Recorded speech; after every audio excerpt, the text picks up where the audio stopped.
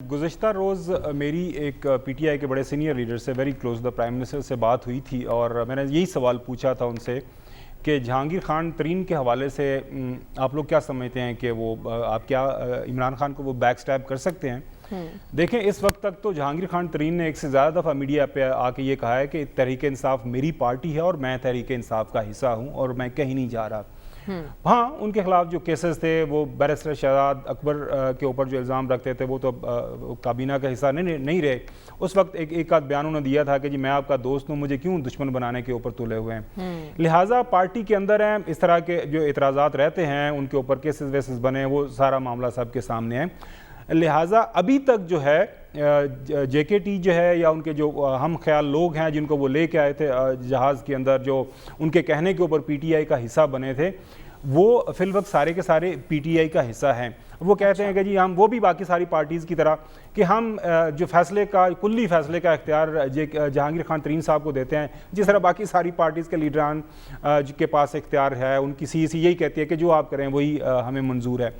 अब आज मुजम्मल सरवर्दी साहब हैं, उनका एक्सप्रेस के अंदर बड़ा अच्छा आर्टिकल छपा हुआ है, वो जिसका थोड़ा बहुत जिक्र भी अभी हुआ है कि इस वक्त अगर ऑप्शंस के हवाले से देखा जाए तो जहांगीर खान तरीन का ग्रुप बिल्कुल बंद गली में है। वो पीपल्स पार्टी के पास साथ नहीं जा सकते वहाँ पे, तो जो पंजाब के अंदर इलेक्टेबिलिटी नहीं बनती, इलेक्शन नहीं जीत सकते, तो क्या अपने जो अच्छे लोगों को फिर जो नवाज शरीफ साहब छोड़ेंगे जो मुश्किल वक्त में उनके साथ हैं, इनको टिकटें देंगे। लिहाजा अगर वो रहते भी हैं, JKT साहब किसी सतह पे जाते हैं तो वो इंडिपेंडेंट के तौर पर इलेक्शन लड़ेंगे, वो शायद किसी पार्टी का हिस्सा ना बने। लेकिन ये बहुत एक दूर की कौड़ी मलाई जा रही है। लिहाजा मैं नहीं समझता जो आपका बुनियादी सवाल कि क्या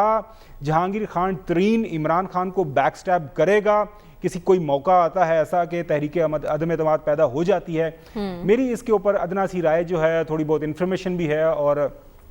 वो लोग जो जहांगीर खान तरीन साहब के इर्द गिर्द रहते हैं उनसे, जहांगीर खान तरीन से भी गाहे बहाए मेरी मुलाकात रहती है, उनसे टेलीफोन पे बात भी होती रहती है, वो ऐसा नहीं करेंगे। हाँ, अच्छा। उनके अपने कंसर्न्स हैं, उनको वो शेयर करते रहेंगे। अब जो असल मसला है ना, आपका जो आपने पहले सवाल किया था कि क्या वजह है कि इस वक्त जो अपोजिशन है क्यों इतनी उतालवी हुई है कि क्यों वो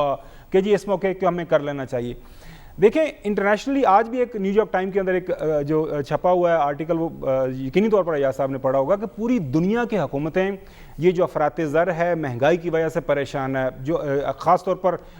जिस मुल्क के अंदर जमहूरियत है, तो पाकिस्तान के अंदर भी इस वक्त जो है इन्फ्लेशन है, जो है हुकूमत गैर मकबूल है। अपोजिशन ये समझती है, ख़ास तौर पर मौलाना साहब और लाहौर में आपके जो लीडरान हैं वो ये समझते हैं कि इस वक्त इमरान खान महंगाई की वजह से बहुत ज़्यादा गैर मकबूल है, क्योंकि लोगों के ऊपर जो काफ़ी ज़्यादा प्रेशर है। लिहाजा this is the right time कि हुकूमत को धक्का दिया जाए, कुछ ऐसा डोल डाला जाए कि हम जल्दी अगले इंतखाबात में चले जाएं, क्योंकि इंटरनेशनल ट्रेंड्स ये कहते हैं कि मार्च अप्रैल के बाद जो है इंटरनेशनली जो है कमोडिटी की जो डिमांड एंड सप्लाई का इशू है वो काफ़ी हद तक हल हो जाएगा, इंटरनेशनली मामला बेहतर हो जाएंगे।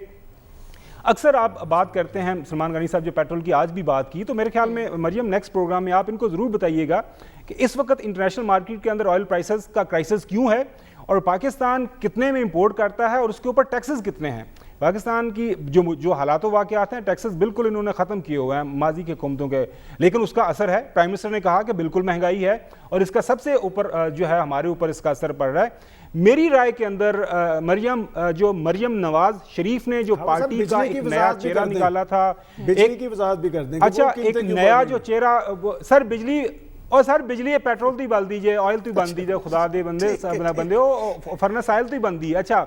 मरियम नवाज की जो बात है, मरियम नवाज ने पार्टी को एक बड़ा अच्छा नाम दिया, बड़ी अच्छी उसकी शक्ल निकाली और ये कहा कि माजी से हमसे गलतियां हुई हैं, हमें वोट की इज्जत की तरफ जाना है, हमें इंतखाबात की तरफ जाना है, हमें इस तरह के कामों में नहीं पड़ना। ये जो मौजूदा इस वक्त जो लीडरशिप है ना नून लीग के, वो सारे अपने लेट 60s में है। आपका पॉइंट आ गया। हमारा सवाल अब भी यही है कि आने वाले दिन कितने मुश्किल हो सकते हैं इस हुकूमत के लिए, ऑपोजिशन क्या कर सकती है।